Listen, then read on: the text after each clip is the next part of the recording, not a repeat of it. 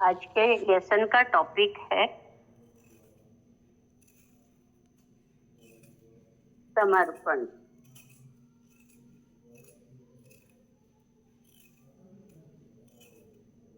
हमारी सत्संगी बहन दीदी जी का नाम आप लोगों ने सुना होगा,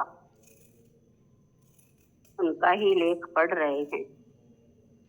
समर्पण अपने ही भावों से लिख रही हैं वो।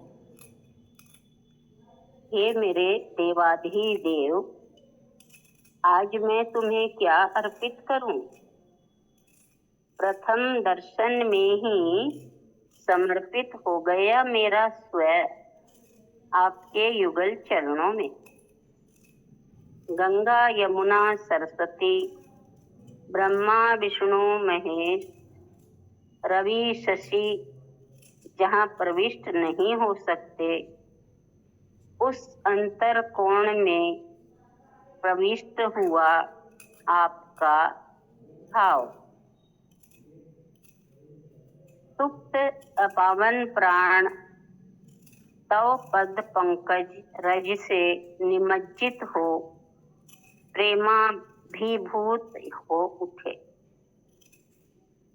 प्रेम सूत्र द्वारा अनुबंधित किए तुम्हारे चरण प्राणों ने।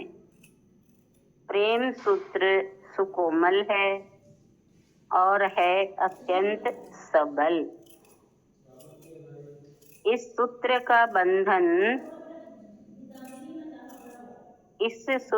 बंधन तोड़ने का सामर्थ्य किसी में नहीं, तुम में भी नहीं, मुझ में भी नहीं।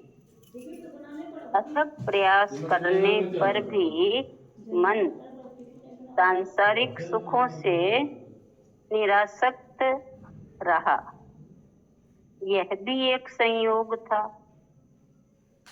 अज्ञात के अदृश्य हाथों ने पंख में से बहिर्गत कर जीवन को पंखवत होने से बचाकर कृतार्थ किया। उस मन को जिसका संपर्क प्रखर सूर्य से था, जो अमृतमय चंद्र की अमृत बूंद के लिए तृषित था, जो सरिता की भांति प्रवाहित होना चाहता था, जो आकाशधारी के समान विचरण करने का इच्छुक था, उस मन को सांसारिक बंधन कारक वस्तुओं का विचार भी कठिन था। शरीर धर्म को निभाने के पश्चात भी मन स्थूल भाव से पृथक रह अलौकिक दर्शन की शुभ घड़ी के लिए प्रतीक्षातुर था।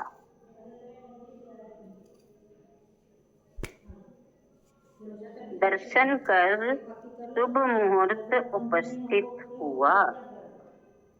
दर्शन करके शुभ मुहूर्त उपस्थित हुआ। अपार शांति प्राप्त हुई दर्शन कर। नेत्र दर्शन लाभ कर मूर्ति को पलकों की यवनिका में अवगुंठित कर बंद हो गए। मूर्ति को अपने नैनों की जो भीतरी भाग है उसमें बंद कर लिया और अवगुंठित हो गए। दर्शन की अनुपम बेला से ही हवन प्रारंभ हो गया। आध्यांतरिक प्रदेश में मन की समीधा वाणी का भविष्य पाकर सुगंधमय और पावन हो गया। पवित्र हवन में सहयोग दिया बुद्धि ने, विशेषकर संकल्प विकल्प को। प्रज्वलित ऊर्ध्वमुखी शिखा सदैव अपने प्रभु के पद स्पर्श करने को आतुर थी। जल के अभाव में तड़पती है मीन, स्वाति बूंद के निमित्त व्याकुल रहता है चातक। प्रभु दर्शन के हेतु प्यासा रहता था मन। ज्ञान का आलोक पाकर दर्शन करके भाव अमृत दान कर तुमने तुष्टि प्रदान की।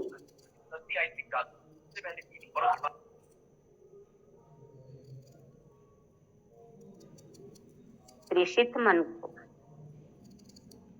वह रजकण जिसे आपके पदतल आने का सौभाग्य मिला, अपने आप को रजकण कह रही हैं कि आपके पदों के तले आने का सौभाग्य मिला, धन्य है।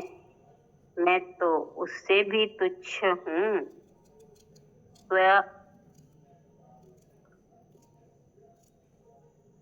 विषयमुखी विश्व संकुचित है, जिसकी दृष्टि अत्यंत संकीर्ण है, जिसका हृदय आपके महामहिम गौरव को क्या समझेगा।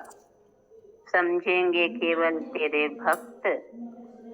समाहित है जिनके नेत्रों में तेरा रूप, और सदैव झंकृत रहती है जिनके हृदय में तेरी वाणी।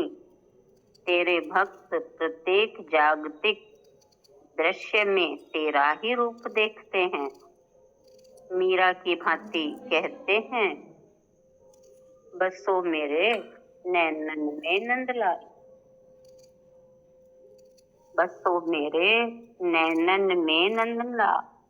न सही आज मीरा, भक्त हृदय पर मीरा का भाव तो है।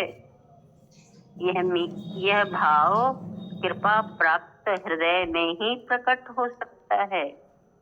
मीरा ने कृष्ण को कल्पना में पाया था, आज साक्षात पा लिया तुझे तेरे भक्तों ने। वाक वीणा पर तेरी महिमा का गान करूं तो वह असमर्थ दिखती है। शब्द शक्तिहीन मालूम होते हैं। मैं तेरी महिमा का कैसे वर्णन करूं। मेरी बाल बुद्धि, छोटा सा मन,